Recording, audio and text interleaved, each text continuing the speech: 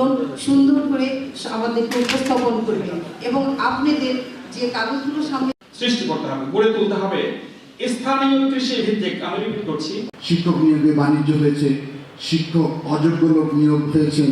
এগুলো উদাহরণ হিসেবে আপনারা জানেন, আমিও জানি, উনিও বললেন যে স্কুল ভিজিট করতে গিয়ে দেখি যে স্কুলে কোনো শিক্ষক নাই, সারের দোকানে সার ব্যবসা করতেছে, তার প্রস্তুতি দিচ্ছে আরেকজন।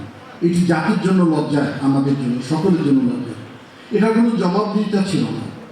এই জবাবদিহিতা আনতে গেলে আমাদেরকে সম্মিলিত সকল মিলে এক বকে এক সুরে কথা বলতে হবে। আমার একটা রাজনৈতিক দর্শন আছে, আপনার একটা আছে, থাকাটাই স্বাভাবিক। গণতান্ত্রিক সমাজ ব্যবস্থায় এটাই সৌন্দর্যতা। কিন্তু আমরা লালমনিরহাটের ব্যাপারে, আমার লালমনিরহাটের ব্যাপারে আমরা এক কাতারে কেন থাকতে পারবো না?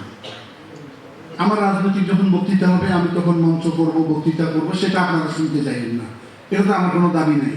কিন্তু যখন লালমনিরহাটের কোনো বিষয় নিয়ে আমি যদি আপনাদেরকে ডাকি, তাহলে আপনাদেরকে সবাইকে সাড়া দিতে হবে, দলমত নির্বিশেষে আসতে হবে। তখন এই কাজটা আমাদের সকলের সাথে। ওটা যদি তখন বলেন যে দুদু ভাই বিএনপি করে, আমি আওয়ামী লীগ করি, আমি জাতীয় পার্টি করি, আমি জামাত ইসলাম করি, আমি অন্য দল করি, আমি কেন যাব? তাহলে কিন্তু ভুল হয়ে যাবে। রাজনীতি একটি, আর লালমনিরহাটের ভালোবাসা আলাদা। কারণ সকল মানুষ আমরা এখানে বসবাস করি, সকল ধর্মের লোক এখানে বসবাস করি, সকল মতের লোক এখানে বসবাস করি। একটা উন্নয়ন যখন সাধিত হবে, সকল লোক সেখানে সুবিধা ভোগ হবে। আমার দৃষ্টিভঙ্গি এরকম। আমরা তো অনেক সময় রাজনৈতিক দৃষ্টিকোণের কারণে, রক্ষণশীলতার কারণে বেড়ে আসতে পারি না, পারা অনেক সময় সম্ভব হয় না। আমাদেরকে পিছন থেকে টানা হয়, আমাকেও টানে। তার সঙ্গে আমি সংগ্রাম করি, দলের সঙ্গে আমি সংগ্রাম করি, আমার নীতির সঙ্গে আমি সংগ্রাম করি, আমার জীবনের সঙ্গে আমি সংগ্রাম করি। আজকে 16 বছর আমরা গণতন্ত্রের জন্য সংগ্রাম করেছি, কত মামলা না আমার বিরুদ্ধে দিয়েছে। তারপর আমি কিন্তু আমার রাজনীতির থেকে সরে আসিনি। তেমনি আমি মনে করি আলোকিত লালমনিরহাটের যে বাসনা, আমাদের একটি সুন্দর লালমনিরহাট গড়ার বাসনা, সেখান থেকে আমি সরে আসতে চাই না। সেজন্য সকল মানুষের আমার সহযোগিতার প্রয়োজন। একজনকে তো নেতৃত্বে থাকতেই হবে। আজকে আমরা আছি, পরে আরেকজন আসবে, সমুদ্রের ঢেউয়ের মতন একটি ঢেউ মিলিয়ে যাবে, আরেকটি ঢেউয়ের জন্ম হবে। আমরা ভবিষ্যৎ প্রজন্ম কাকে রেখে যাচ্ছি? 3 দিন আগে আমাদের পাবলিক বিশ্ববিদ্যালয়ে এই বছরে যে সমস্ত ছেলেমেয়ে চান্স পেয়েছে, বুয়েটে, মেডিকেলে, বিশ্ববিদ্যালয়গুলো, তাদের সম্বর্ধনা অনুষ্ঠান হয়েছিল। কালেক্টরেট স্কুলে আমাদের ডেকেছিল, আমি গিয়েছিলাম। সেখানে সংখ্যা খুব কম, 160 জন মাত্র আমাদের সদরে ভর্তির সুযোগ পেয়েছি। তারপরও আমি তাদেরকে উৎসাহ দেওয়ার চেষ্টা করতেছি, সাহস দেওয়ার চেষ্টা করতেছি।